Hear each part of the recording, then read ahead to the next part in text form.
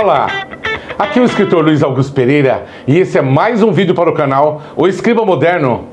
Fique no vídeo, bora lá?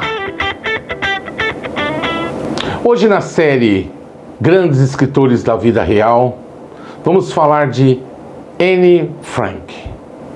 Anneli Anne Marie Frank, Frankfurt, 12 de junho de 1929, Bergen, Belsen, fevereiro ou março de 1945, foi uma adolescente alemã de origem judaica, vítima do Holocausto. Tornou-se uma das figuras mais discutidas da história após a divulgação póstuma do Diário de Anne Frank, 1947, no qual documentou suas experiências enquanto vivia escondida em cômodos ocultos de uma empresa durante a ocupação alemã nos Países Baixos na Segunda Guerra Mundial. Desde então, passou a ser referida como um símbolo de luta contra o preconceito e teve sua história servindo como base para diversas peças de teatro e filmes ao longo dos anos. Em 1999, foi contemplada como uma das pessoas mais importantes do século XX em uma lista organizada pela revista Time. Com o crescente número de manifestações antissemitas na Alemanha em 1973, um resultado de ascensão do partido nazista ao governo alemão, a família de Anne Frank começou a temer em continuar no país, mudando-se no ano seguinte para Amsterdã. Em maio de 1940, após a invasão nazista aos Países Baixos, aumentaram gradativamente as perseguições aos judeus, além de terem sido criadas leis que os proibiam de frequentar diversos estabelecimentos. 2 anos depois, a família decidiu se esconder em compartimentos secretos de um edifício comercial, dividindo-o com mais 4 amigos. Em 4 de agosto de 1944, o grupo foi traído misteriosamente e teve a localização do esconderijo revelada para a Gestapo, acabando por serem transferidos para diversos campos de concentração. Em companhia de sua irmã, Margot Frank, a jovem foi transportada até Bergen-Belsen, onde provavelmente morreram vítimas de tifo epidêmico em um dia desconhecido de fevereiro ou março de 1945. O Diário de Anne Frank.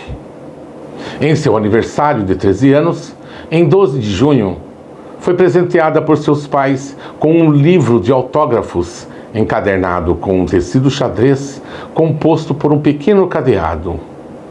Anne decidiu usá-lo como diário, nomeando como Kitty. Esboçou em algumas passagens o sonho de tornar-se atriz, destacando que assistir filmes era um dos seus passatempos favoritos. Porém, os judeus foram proibidos de frequentarem nas salas de cinema a partir de 8 de janeiro de 1941. O anexo secreto era formado por acomodações ocultas de 3 andares, com quartos pequenos, um banheiro e uma sala grande. Para garantir que o lugar permanecesse desconhecido, sua porta de entrada foi coberta por uma estante de livros dos escritórios da Opekta Works. Nosso respeito e homenagens a essa grande escritora que sofreu os horrores da Segunda Guerra Mundial. Anne Frank, nosso respeito. Eu escrevi esse livro, O Açougue Maldito, baseado em fatos reais do crime da Rua do Arvoredo de 1863. Quando Rose Ramos resolve viajar para uma cidade pequena no interior, tranquila e bucólica, levando seu filhinho, ela não imagina que um açougue do outro lado da vizinhança esconde muitos segredos. Hoje vamos ler o capítulo 25 do livro O Açougue Maldito, de Luiz Augusto Pereira. Capítulo 25. O menino terminou a mamadeira e ficou mostrando para ela. Saiu de seus pensamentos e sorriu para o garoto, pegando a mamadeira e colocando numa mesinha por ali. Pegou-o no colo, dizendo que precisava arrumá-lo para sair e fazer compras. Iriam conhecer a cidadezinha até lá. Ele ainda não tinha visto nada. Iriam reencontrar os velhos amigos e mostrar seu filhote para eles. Velhos amigos de infância, de escola, que já não via há um bom tempo. Havia morado na capital por anos. Tudo era preciso ser explorado novamente. Ir até a pracinha no Largo da Matriz, onde havia brincado durante toda a infância. Agora era a vez dele de brincar por ali, enquanto ela vivenciaria tudo aquilo. Alguns amigos já haviam saído do lugar para estudar, assim como ela, e nunca mais retornaram. Os parentes foram se mudando, saindo da pequena cidade que não oferecia oportunidades. Outros estavam mortos. Teria uns 2 ou 3 amigos e amigas por ali, vivendo suas vidinhas interioranas. Uma vidinha sem muito o que fazer. O lugar era quase um lugar isolado do mundo. Havia morado na capital, onde havia tantas coisas para fazer, mas a loucura estava demais. Muita repressão nas ruas, violência, roubos, assassinatos. Queria dar uma vida mais tranquila a seu menino. Arrumados, ela pegou uma sacola e saiu puxando o menino pelas mãos. Por isso, não tinha que ter pressa. Caso ficasse cansado, teria que levá-lo no colo e acabaria tendo 2 pesos: o menino e as compras. Na rua mal passava carro. Viu algumas carroças, tentou ver se reconhecia naqueles carroceiros um homem que lhe havia ajudado, mas não o reconheceu em nenhum deles. Não tinha aparecido em sua casa. Talvez não quisesse ajudá-la mais. Até o lixo era recolhido em uma carroça atrelada a um burro que prestava esse serviço para a prefeitura sem muitos recursos. O prefeito era alguém indicado pelo governador, que também era alguém da turma dos generais presidentes do exército. E assim era feita a política naqueles dias. A cidade era parada. As ruas eram sem calçamento. Um clima de silêncio e medo dominava os lugares por onde passava. Entrou na mercearia e pegou algumas coisas essenciais, não se esquecendo do leite do menino. O comerciante moeu o café na hora, numa máquina velha, exalando um cheiro bom pela loja. Cumprimentou algumas senhoras idosas que haviam conhecido sua mãe, seu pai, tentando não falar muito sobre aquele assunto, sendo simpática com as 3 mulheres. Deram docinhos para o menino, que por onde passava se tornava uma sensação. Era uma criança simpática e sorridente, falava com todos, deixando os adultos felizes. Pegou mais algumas coisas e saiu, agradecendo com um sorriso sincero, mostrando os dentes brancos e perfeitos.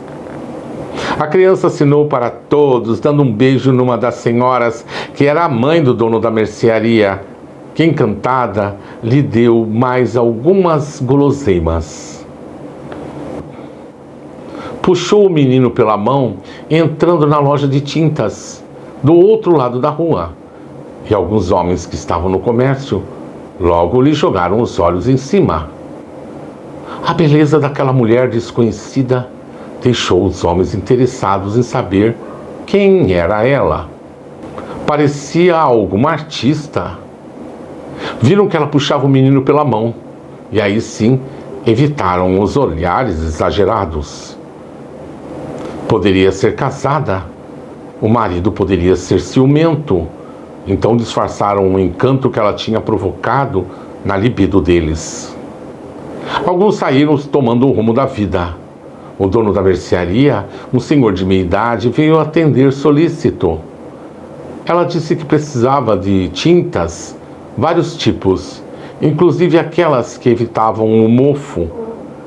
Ele indicou algumas coisas.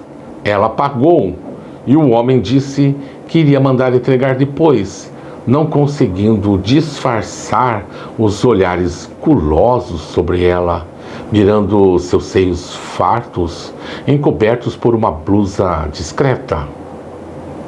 Iria pessoalmente levar as tintas com o seu caminhãozinho velho. Era um dos poucos que tinha um carro por ali.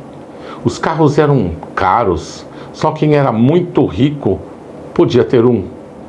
O pai dela foi um dos poucos na cidade a ter o primeiro carro. Todos queriam ver aquele objeto, visto só pelas fotos de revistas. Era um Fusca 67. Depois disso, tinha vendido e, com a idade avançada, não dirigia mais. Ela se arrependeu de não ter voltado antes para cuidar de seus pais idosos. Teria que amargar aquela tragédia pela vida inteira. O homem fez questão de cumprimentá-la, apertando forte sua mão. Esbanjou um sorriso de orelha a orelha, parecendo-lhe bem atirado. Ficou meio assustada com aquele tipo de tratamento muito receptivo. Ela, muito séria, agradeceu. O homem mexeu com o menino, espalhando o cabelo dele. Ela queria, na verdade, ir até o açougue. Aquele homem que havia visto só de relance é que tinha despertado nela os desejos muito mais que adormecidos. Quem seria ele? Casado? Solteiro? Iria se aproximar com cuidado, não indo com muita sede ao pote. Bem, lemos mais um capítulo do livro O Açougue Maldito, de Luiz Augusto Pereira. Curta, comente, compartilhe e inscreva-se no canal. Nos vemos num próximo vídeo. Um forte abraço.